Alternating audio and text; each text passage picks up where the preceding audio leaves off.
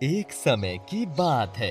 दीनापुर में एक ऐसा साधु आया जो भगवान के ना होने पर हमेशा बहस करता था। उसके सामने अगर कोई भगवान की बात कर दे तो समझो उसका गुस्सा सातवें आसमान पर आ जाता था। एक दिन की बात है, वो साधु अपने आश्रम के बाहर बैठा था कि तभी एक भिखारी आया। बाबा जी, क्या मैं यहाँ थोड़ी देर विश्राम कर सकता हूँ? हाँ, बिल्कुल कर सकते हो। ये एक साधु की कुटिया है। यहाँ आराम से बैठ सकते हो। भिखारी बैठ गया।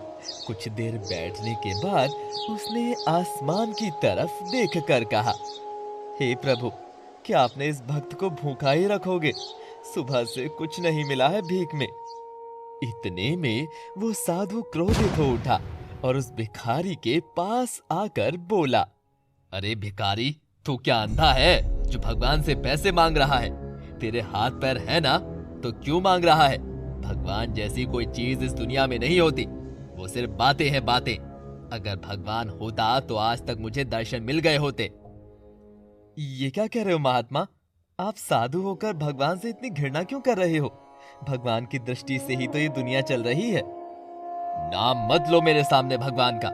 मुझे ना तुम्हारे भगवान में आस्था है और ना ही उसकी भक्ति में। अगर तुम्हारा भगवान होता तो तुम इस तरह भीख नहीं मांग रहे होते, समझे? भिखारी चुप हो गया और साधु के गुस्से को ठंडा होने दिया।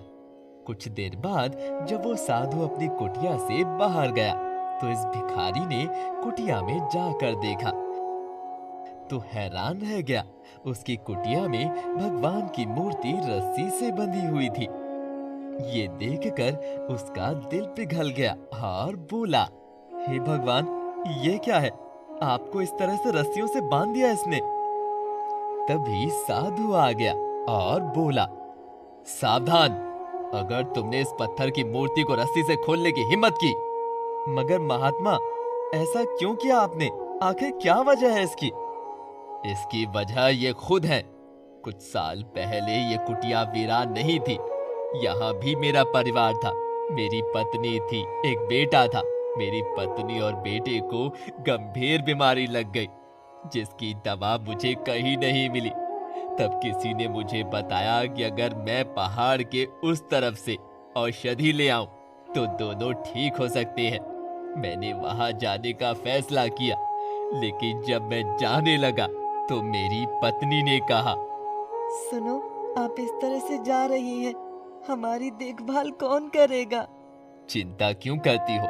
मैंने जिंदगी भर भगवान की सेवा की है। आज मैं तुम दोनों को अपने भगवान के भरोसे छोड़कर जा रहा हूँ। तुम विश्वास रखो, वो कुछ नहीं होने देंगे। ये भगवान की मूरत तुम्हारी रक्षा करेगी। और ये कहकर मैं चला गया।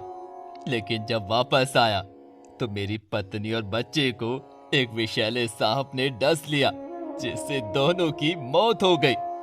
जब मेरे बच्चे को सांप डस रहा था तो ये भगवान सब देख रहा था, लेकिन इसने मदद नहीं की। उस दिन के बाद से मैंने इसकी सूरत से नफरत कर ली और इसे बंधक बना लिया।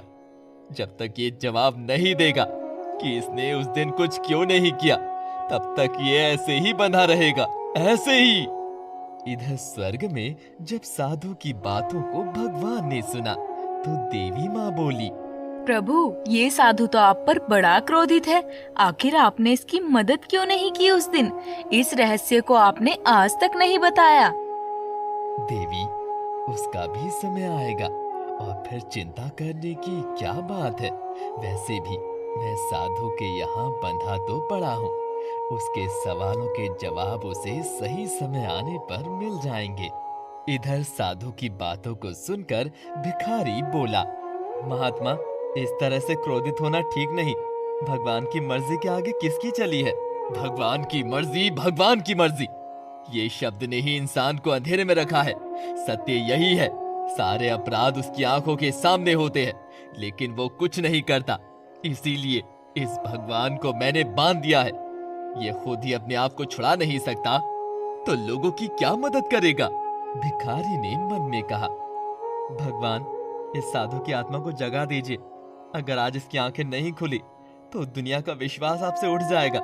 इस गरीब की भी सुन लीजिए प्रभु, सुन लीजिए इस गरीब की। इतना कहते ही एक काला नाग साधु के चरणों में लिपट गया। साधु ने देखा और कहा, तू ही वो नाग है ना जिसने मेरी दुनिया उजाड़ी। उस भगवान के कहने पर अब माफी मांगने आया है। जा, मैं तुझे माफ नहीं करूंगा। तभी वो नाग देवता के रूप में आया और बोला, प्रभु, मैं आपसे माफी मांगने नहीं आया, बल्कि आपको बताने आया हूँ कि मैंने आपके परिवार को इसीलिए डसा कि पिछले जन्म में तुमने मेरे नाग परिवार को जमीन के लालच में जला दिया था।